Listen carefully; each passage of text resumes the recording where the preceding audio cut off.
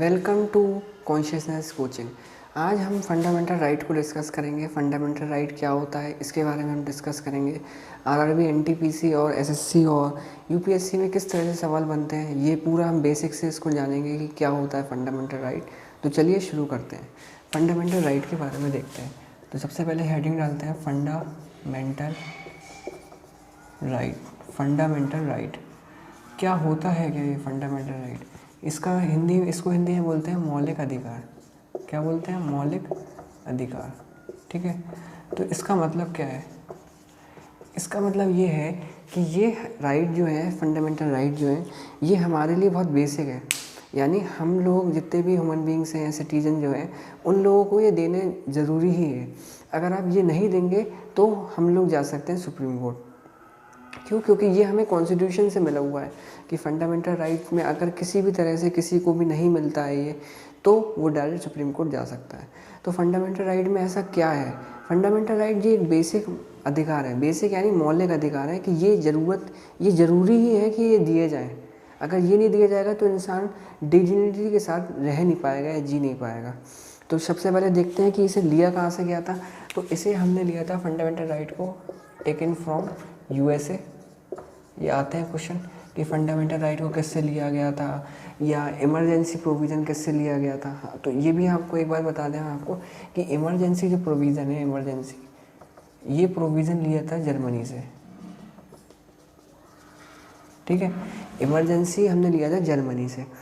सवाल तो ये बहुत सिंपल है कि इमरजेंसी प्रोविज़न जर्मनी से लिया था, लेकिन इमरजेंसी के दौरान फंडामेंटल राइट को वॉइड मतलब कि बैन कर दिया जाएगा। ये कहाँ से लिया गया था? तो ये लिया गया था government of India Act 1935। Emergency के दौरान, नेशनल इमरजेंसी के दौरान जो फंडामेंटल राइट है उनको बैन कर दिया जाएगा। ये लिया था हमने गवर्नमेंट ऑफ इंडिया एक्ट 1935। ये बहुत ध्यान रखना, क्योंकि ये वाला क्वेश्चन ज़्यादा बनने की संभावना है। ये वाला तो बहुत लोगों को पता ही है कि emergency provision we have taken from the Germany, but the emergency provision is related to fundamental right is ban, then we have taken from the Government of India Act 1935। ठीक है, तो आगे शुरू करते हैं। अब क्या देखते हैं, इसके नेचर देखते हैं। ये क्या है? फंडामेंटल राइट तो हमने यूएसए से लिया, और इसकी क्या खास बात है? इसकी खास बात है कि ये जो है फंडामेंटल राइट जो है आपका, ये क्या होगा? ये सबसे पहले ये जस्टिसेबल होगा। ये क्या होगा? ये जस्टिसेबल होगा। जस्टिसेबल होने का मतलब क्या है? जस्टिसेबल होने का मतलब ये है कि अगर इसके विरोध में कोई भी सरकार ये कहती है कि नहीं, आपका आज से फंडामेंटल राइट रोका जा रहा है, तो आप डायरेक्ट कहाँ जा सकते हैं? सुप्रीम कोर्ट जा सकते हैं। तो सुप्रीम कोर्ट जा सकते हैं, यानी कि जस्टिसेबल है ये। जस्टिसेबल, इसका मतलब ये होगा जस्टिसेबल, यानी आपको न्याय मिलेगा इसके खिलाफ।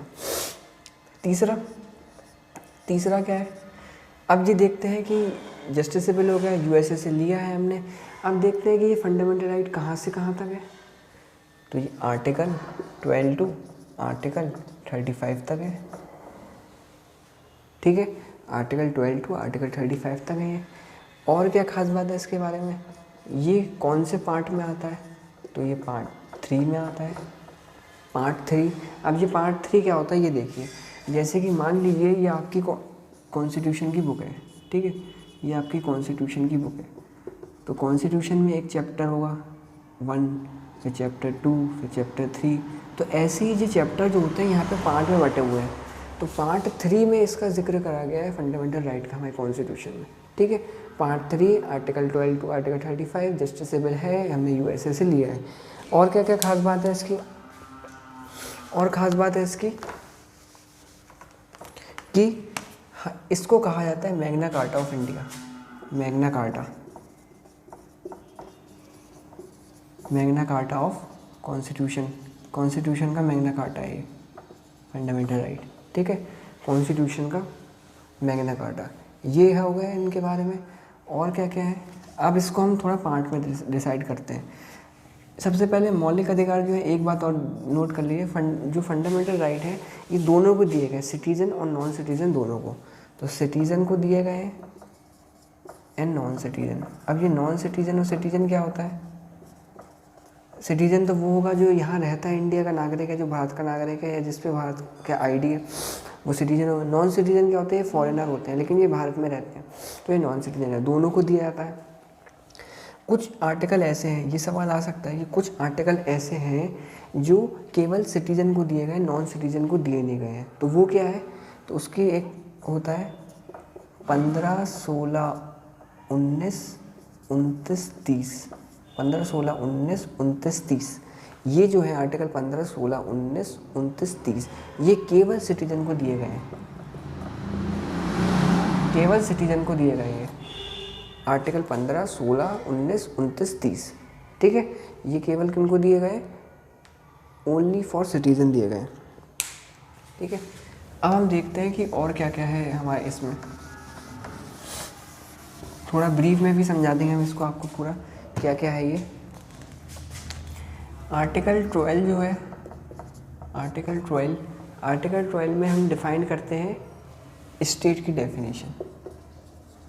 ठीक है, स्टेट की क्या डेफिनेशन होती है ये बताते हैं। अब ये स्टेट ऐसा, ये वाला स्टेट नहीं है यूपी एमपी, ये स्टेट होता है कि जो लॉ बनाने वाली बॉडी होती है, या स्टेट वो होता है जैसे मान लीजिए कोई एक जगह है, यहाँ पे एक अथॉरिटी है, ये अथॉरिटी इस पूरे पे रूल करती है, तो यानी ये एक स्टेट होगा। एक क्लोज बाउंड्री होनी चाहिए, एक पावर करने के लिए कोई एक पर्सन होना चाहिए, कोई अथॉरिटी होनी चाहिए जो एक जगह उस जगह पे रूल करे, वो उस पूरी कंडीशन को कहा जाता है स्टेट, स्टेट टर्म कहा जाता है।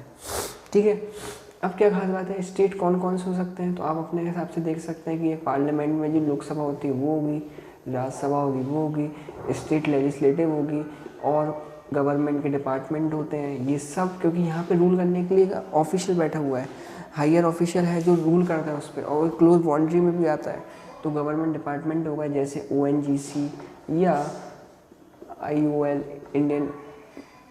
इंडियन एक होता है ऑयल लिमिटेड। ठीक है, इंडियन ऑयल लिमिटेड, और भी जितनी भी आप ले सकते हैं वो है। लेकिन यहाँ पे प्राइवेट इंडिविजुअल माना नहीं जाएगा, यहाँ पे प्राइवेट इंडिविजुअल को निगलेक्ट कर दिया जाएगा, वो माना नहीं जाएगा स्टेट की डेफिनेशन में। ठीक है, तो ये आर्टिकल 12 के बारे में हो गया। अब आर्टिकल 13 क्या होता है? आर्टिकल 13 ये कहता है कि लॉ क्या है। आर्टिकल 13 डिफाइन द लॉ, जो भी कानून बनाया जाएगा वो क्या है, आर्टिकल 13 इसको डिफाइन करता है। केवल आपको ये पता हो चाहिए कि आर्टिकल 13 में क्या होता है। अब हम देखते हैं आर्टिकल 14 टू आर्टिकल 19। तो 14 से 19 में ये राइट टू इक्वलिटी की, समानता की बात करी जाती है, राइट टू इक्वलिटी। इसमें आपको ये थोड़ा थोड़ा बता देते हैं। आर्टिकल 14 में डायरेक्ट बात करी जाएगी आपकी equal protection of right and equal protection from law, ये दोनों यहाँ से मिला जाएगा। आर्टिकल 15 जो है, 15 में आपको दिया जाएगा RRCSP, ये आपको याद होना चाहिए। RRCSP यानी race, religion, caste, sex, place of birth के आधार पे कोई आपके साथ डिस्क्रिमिनेट नहीं करेगा। ठीक है, डिस्क्रिमिनेट नहीं करेगा। और दूसरी जगह आर्टिकल 16 में यही कह दिया गया है कि SC ST या वुमेन या और भी जितने भी जो पिछड़े वर्ग हैं उन लोगों को प्रमोट करने के लिए आप उनको रिजर्वेशन भी देंगे। तो दोनों एक दूसरे का कन्फ्लिक्ट भी करते हैं कि एक जगह आप किसी के साथ डिस्क्रिमिनेट नहीं करेंगे, race, religion, caste, sex, place of birth, लेकिन रिजर्वेशन दिया जाएगा कि इनको SC ST क्यों दिया जाएगा? क्योंकि इनकी फाइनेंशियल कंडीशन या इकोनॉमिक कंडीशन या सोशल कंडीशन इनकी ज़्यादा अच्छी नहीं है, इनको बेहतर बनाने के लिए हमें इनको रिजर्वेशन देना ज़रूरी है। कब तक? लेकिन इसमें यहाँ पे इकोनॉमिक कंडीशन की बात नहीं करी गई है, यहाँ पे आपकी सोशल और बैकवर्ड, सोशल कंडीशन होती है आपकी, और सोशल कंडीशन तो हो गई, और साथ में इकोनॉमिक कंडीशन की यहाँ बात नहीं करी गई है। इकोनॉमिक कंडीशन, क्योंकि इकोनॉमिक कंडीशन जिन लोगों की है वो लोग भी इसमें आ जाते हैं और फिर उनको रिजर्वेशन मिल जाता है। तो इकोनॉमिक कंडीशन नहीं है, सोशल कंडीशन है यहाँ पे। और बैकवर्डनेस देखी जाएगी यहाँ पे कि वो कितने बैकवर्ड, उन लोगों को देखा जाएगा। ठीक है, लेकिन इकोनॉमिक कंडीशन के बेस पे भी देने लग जाते हैं लोग कभी कभी। तो आर्टिकल 16 में तो ये कहा गया है। फिर आर्टिकल 17 जो है, आर्टिकल 17 में आपको ये कहा गया है abolition of untouchability, abolition of untouchability.